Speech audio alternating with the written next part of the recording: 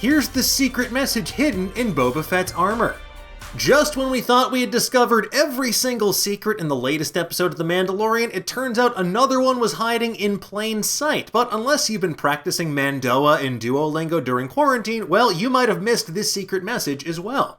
The latest episode of The Mandalorian, titled Chapter 14, The Tragedy, featured the return of the finally badass bounty hunter Boba Fett and Fennec Shand, the sharpshooter left for dead in the deserts of Tatooine in Season 1's The Gunslinger.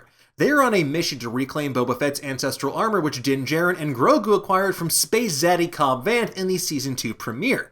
And this episode is chock-a-block with deep-cut references to the galaxy far, far away, Easter eggs galore, and devastating moments, as the title suggests, like the destruction of the Razor Crest, as well as Grogu falling into Moff Gideon's clutches. But the episode also featured a powerful moment where Boba Fett, clad in his iconic armor once more, shows Din Djarin the chain code embedded in the armor. It officially confirms a long-standing Star Wars question about Jango Fett and Boba Fett's ancestry, making them true blue Mandalorians at long last. And, as we alluded to before, there was another message hidden in that chain code. And fortunately for us, no Bothan spies needed to die for today's show. Rather, Reddit user Zach Gardner translated the entirety of what Boba Fett's chain code message actually says. The message itself is fragmented, meaning that the armor's chain code is either damaged or just has a frustratingly outdated UI, but something about being inside of a Sarlacc's stomach for Lord knows how long tells me it was probably the former, not the latter.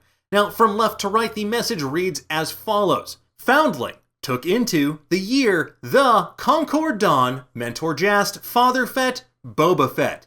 Now I know that sounds like I was trying to activate the Winter Soldier, but I promise there is a greater significance to this. Now some of the message is straightforward, confirming what Boba Fett tells Din Djarin about his father being taken as a foundling by the Mandalorian people, just as Din was way back when. It also explains the relationship between Boba and his dear decapitated dad as it pertains to this suit of armor. But two phrases in particular stand out, Concord Dawn and Mentor Jast. First mentioned in the Star Wars The Clone Wars episode The Box, and first appearing in Star Wars Rebels, The Protector of Concord Dawn is Jango Fett's homeworld located in the Mandalorian sector of the Outer Rim.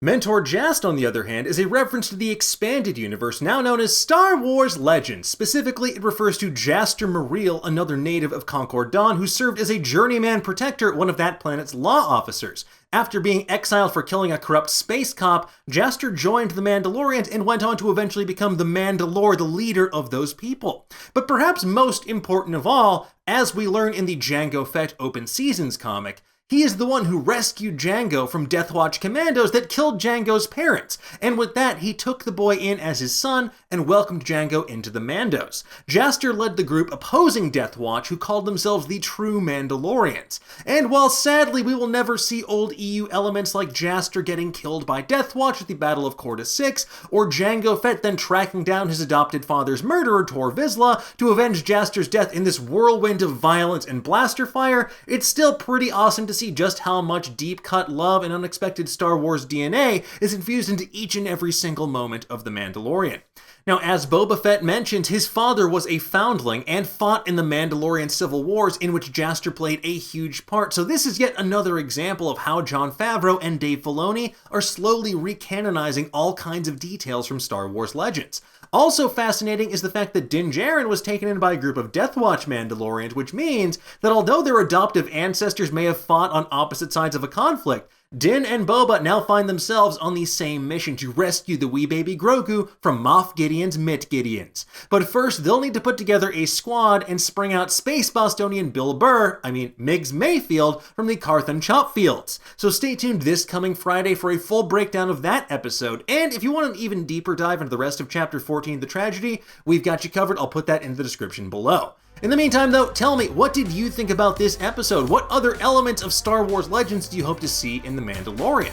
Let us know in the comments below, and for the latest and greatest in the world of pop culture, make sure you stay tuned to Nerdist.com.